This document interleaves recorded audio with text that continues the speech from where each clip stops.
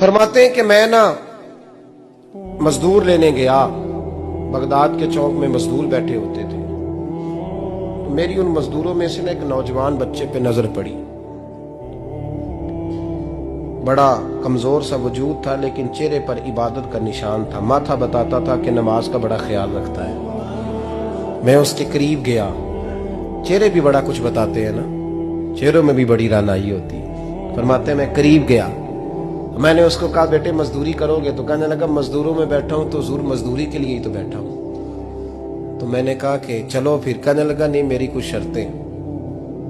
मैंने कहा बताओ। कहने लगा पहली शर्त यह है कि लोग 4 दिनार दिहाड़ी लेते हैं, मैं 3 दिनार लूंगा। मैंने कहा यार भाई तो बड़ी बेहतरीन है, बाकी भी इस तरह की रख ले। उसने कहा हुजूर दूसरी शर्त यह है कि मैं आपकी मुकम्मल बात मानूंगा, लेकिन जब अजान हो जाएगी फिर आपकी नहीं सुनूंगा। तीसरी बात उसने ये की कि हुजूर मैं आपके घर में काम करूंगा पर आपके किसी सवाल का जवाब नहीं दूंगा।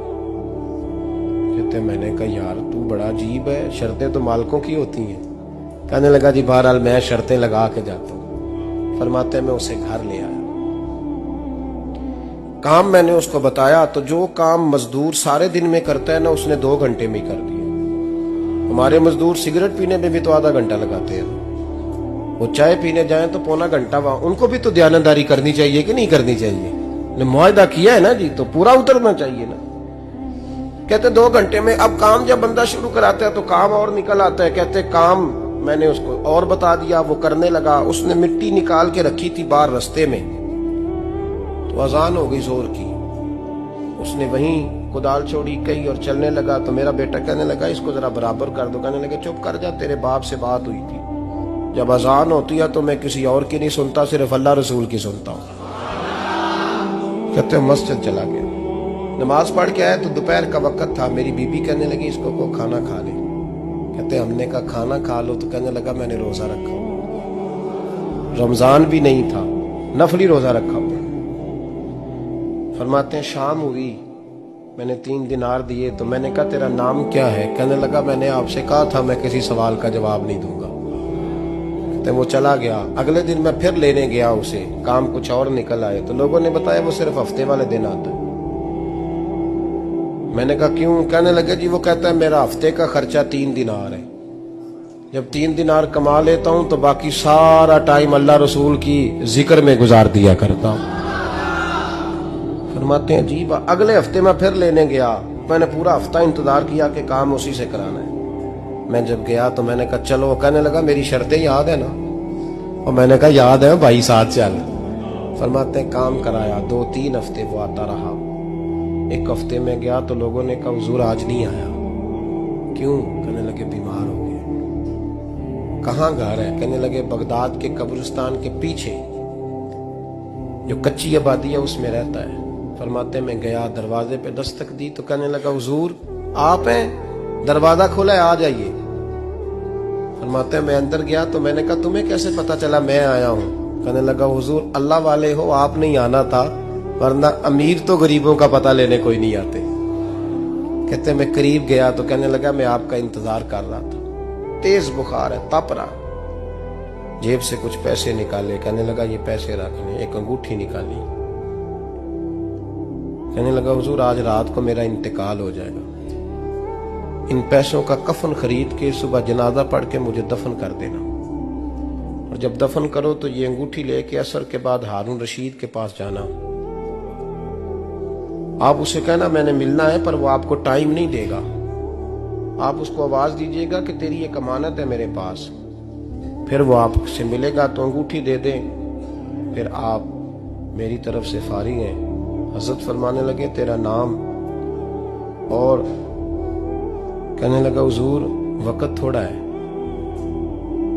आज रात मैंने जाना है, बड़ी लंबी माफी मांगनी है रब करीम से, अगर मुनासिब समझे तो मुझे अपने रब से तन्हाई कर देने। फरमाते हैं मैं आ गया पर उसकी बातों ने मुझे सारी रात सोने नहीं दिया।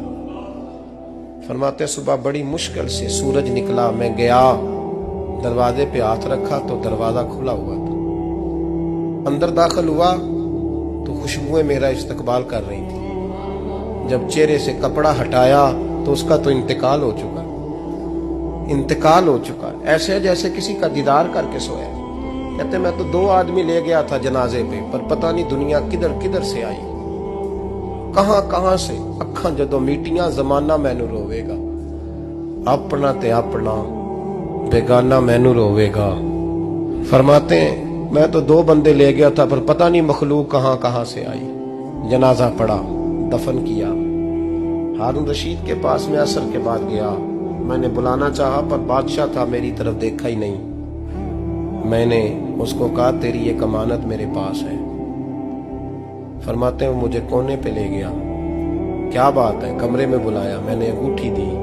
हारून रशीद तो चीखे मारने लगा, कहने लगा अंगूठी वाला कहाँ है? मैंने कहा वो तो इंतकाल कर गया। कहने लगा मुझे कब्र पे ले चल। कहते मैं कब्र पे लाया तो वो लेट गया, तड़प के रोने लगा। मैंने कहा मेरा कलेजा फट जाएगा, ना उसने कुछ बताया ना तूने बताया, ये कौन था? तो हारून रशीद कहने लगा ये मेरा बेटा था। मैंने कहा तेरा बेटा और मजदूर? कहने लगा हुजूर ये हजरत दाऊद ताई के पास बैठा करता था, उनका मुरीद था। मुझे रोज कहता था अब्बा तूने बड़ी दुनिया इकट्ठी कर ली है, मरते वक्त तुझसे टांगे समेटी नहीं जाएंगी, इतना हिसाब नहीं तू दे सकेगा। मैं इसको समझा देता, इसकी अम्मा समझा देती। ये रोज हमें कहता छोड़ दो, आ जाओ अल्लाह रसूल की बारगाह में झुक जाएं। हम समझ। एक दिन ये चला गया, कहने लगा फिर तुम्हारा रास्ता और है और मेरा रास्ता और है। ये सोने की अंगूठी गलती से इसके पास रह गई, गलती से हीरे की अंगूठी चली गई। कहने लगा देखो मेरे बेटे ने आज वो भी वापस कर दी है। फिर तड़प के कहने लगा हारून रशीद था तो ये मेरा बेटा, पर मेरा मुर्शद निकला, मेरा पीर निकला। भाई जिंदगी तो बड़ी थोड़ी है ना। बाबा साहब ने कहा था उठ फरीदा सुत्या, और दाढ़ी आ गया पूर, अग्गा नेड़े आ गया, पिछा रह गया दूर। उठ फरीदा सुत्या, खलकत वेखन जा, मते कोई मिल जाई बख्शिया ते तू ही बख्शिया जा। उठ फरीदा सुत्या, झाड़ू दे मसीत, तू सुते रब जागदा, तेरी डाडे नाल परीत। मेरा रब हमें भी अपनी बारगाह में कबूल फरमा।